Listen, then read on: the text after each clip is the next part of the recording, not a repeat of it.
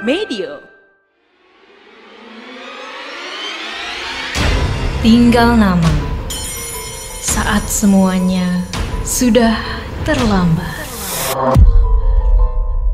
Walau konten audio berdasarkan kisah nyata, beberapa adegan, tokoh, dan kejadian telah dimodifikasi untuk menambah unsur dramatis. Konten ditujukan untuk audiens dewasa karena dapat mengandung bahasa eksplisit dan berunsur kekerasan. Kebijaksanaan pendengar sangat disarankan.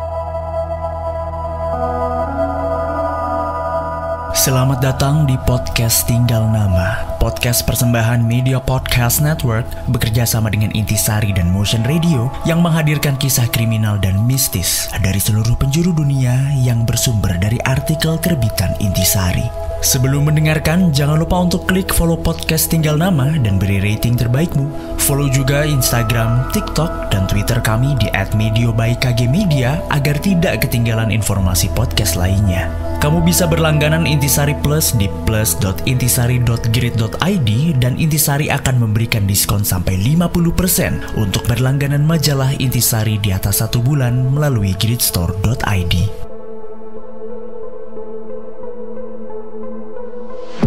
Cerita ini mengisahkan tentang seorang wanita yang terbunuh dalam apartemennya yang ternyata pembunuhnya adalah orang terdekatnya. Seorang mayat wanita ditemukan.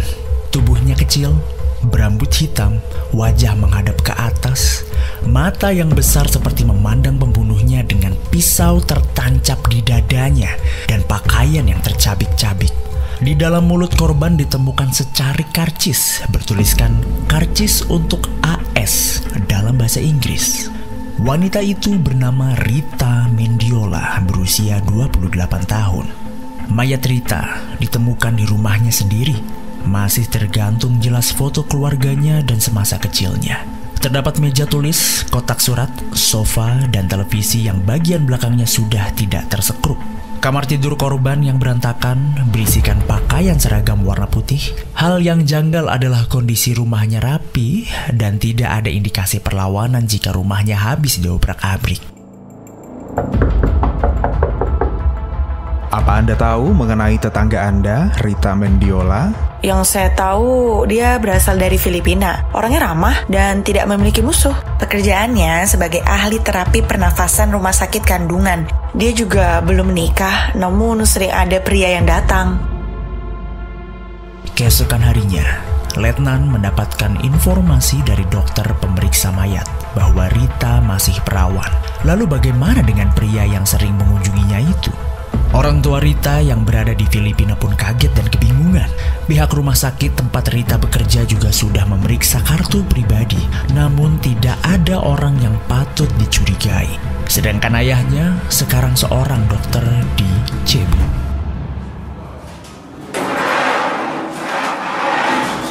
Sidik jari yang ada di televisi juga bukan. Pisau yang digunakan untuk membunuh Rita juga sudah dibersihkan pakai minyak tanah.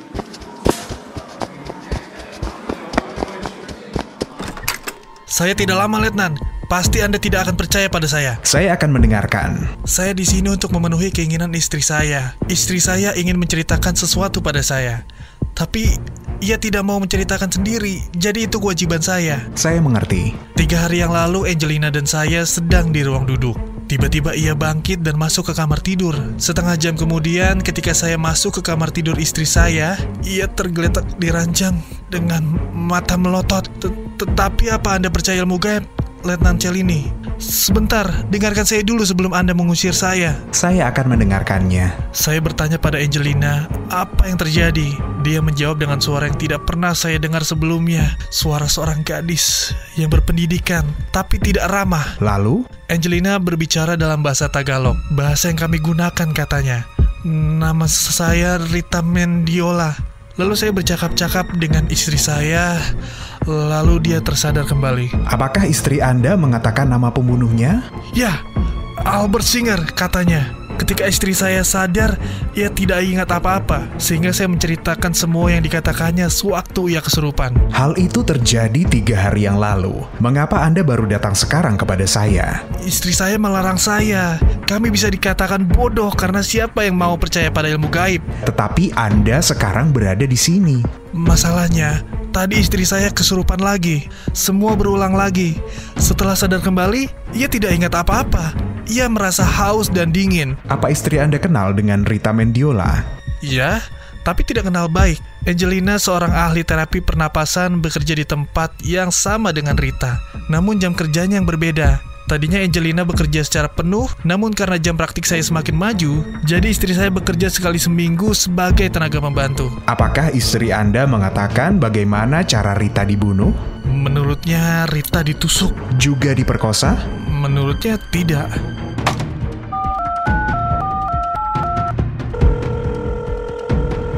Saya Letnan Selini. Apakah di rumah sakit tempat Rita Mendiola bekerja ada karyawan bernama Albert Singer? Ya, ada. Dia berkulit hitam, berusia 31 tahun, sudah menikah, dan bertugas pada malam hari sebagai ahli terapi pernafasan. Tapi itu sejak setahun yang lalu, dan dia sudah berhenti. Alamatnya? Untuk alamatnya ada di 3131 West Washington. Tapi alamat yang saya tahu itu juga sudah setahun yang lalu. Saya kenal daerah itu. Orang berkulit hitam kelas menengah. Letnan Cellini segera pergi dengan anak buahnya yang bernama Randolph Jackson, seorang sersan hitam kembaran Bill Cosby.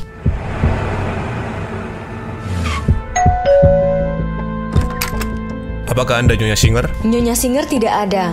Saya Hattie Carter, pengurus rumah tangganya. Kami ingin berbicara dengan Tuan Singer. Silakan tunggu di dalam. Singer, laki-laki bertubuh kekar dengan rambut berjambang, sedang duduk di meja makan. Rumahnya bagus, dilengkapi stereo set dan televisi yang besar.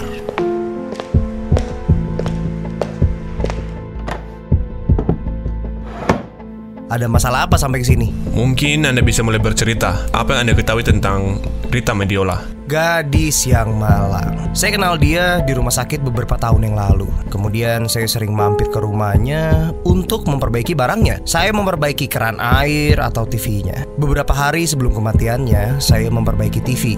Sebenarnya saya akan ke rumahnya sekali lagi untuk menyelesaikannya, tapi sekarang tidak perlu lagi.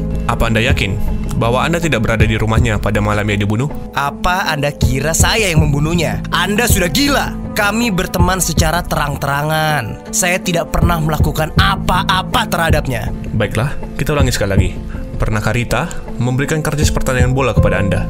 Terus-menerus, ia membayar saya dengan karcis itu, sesuai dengan tugas yang saya selesaikan. Seorang pasien yang dirawatnya di rumah sakit memberi Rita karcis untuk menonton bola. Padahal Rita tidak pernah menonton. Jadi, ia berikan kepada saya. Sekarang masih ada beberapa pertanyaan. Apakah Anda kenal pada Angelina Frontada? Saya belum pernah mendengar nama itu. Apakah Anda mempunyai alibi ketika malam itu Rita terbunuh? Setiap menit. Bagaimana Anda bisa merasa begitu yakin?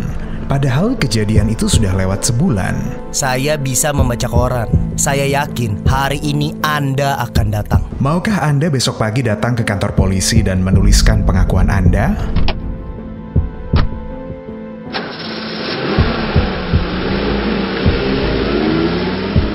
Jadi, apa yang kamu dapat? Saya pikir orang itu tidak dapat dipercaya. Rita Mendiola masih perawan. Menurutnya, ia memiliki alibi pada malam itu. Kita harus membuktikannya. Ia menyangkal mengenai Nyonya Frontada. Namun Nyonya Frontada mengenal dia. Nyonya Frontada mengatakan Singerlah yang membunuh Rita. Saya percaya pada Nyonya Frontada. Kau? Nyonya Frontada itu gila. Nyonya Frontada mengenal nama Singer. Tak peduli ia gila atau tidak. Nyonya Frontada ingat pada nama itu karena ia pernah bertemu dengan Singer di rumah sakit dan menyebut-nyebutnya pada waktu ia kesurupan. Ketika ke sana, saya hampir yakin bisa menangkap seorang pembunuh. Sekarang, saya tidak begitu yakin lagi. Singer memiliki rumah yang lumayan bagus dan modern. Apakah kau juga melihat perhiasan di tangan teman Hattie? Juga kalung emas. Bagi seorang asisten teknik medis, barang-barang itu terlalu mahal. Mungkin Hattie membeli barang-barang itu dengan uangnya sendiri.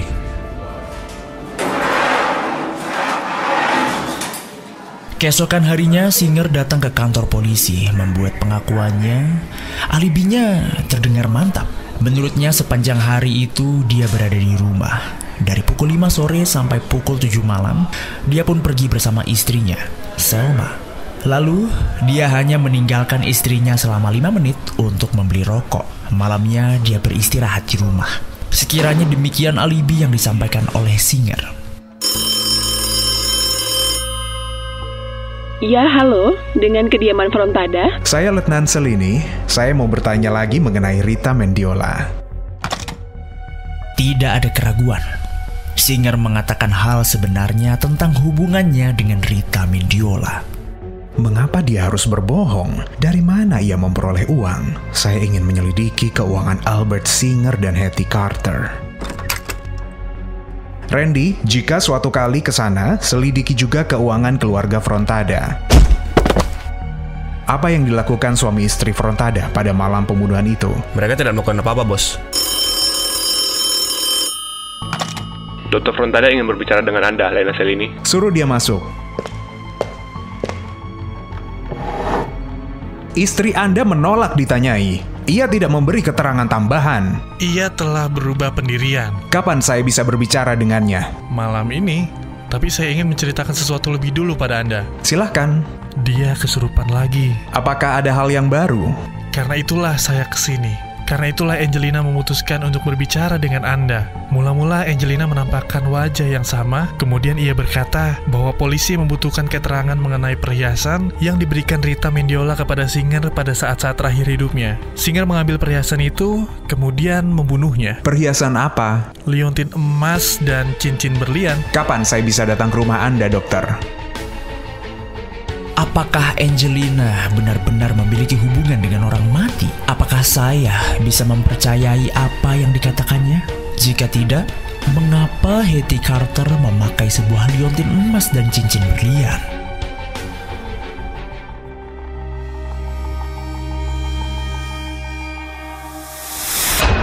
Jangan lewatkan episode Tinggal Nama selanjutnya. Saat semuanya sudah terlambat, yang tersisa hanyalah tinggal nama.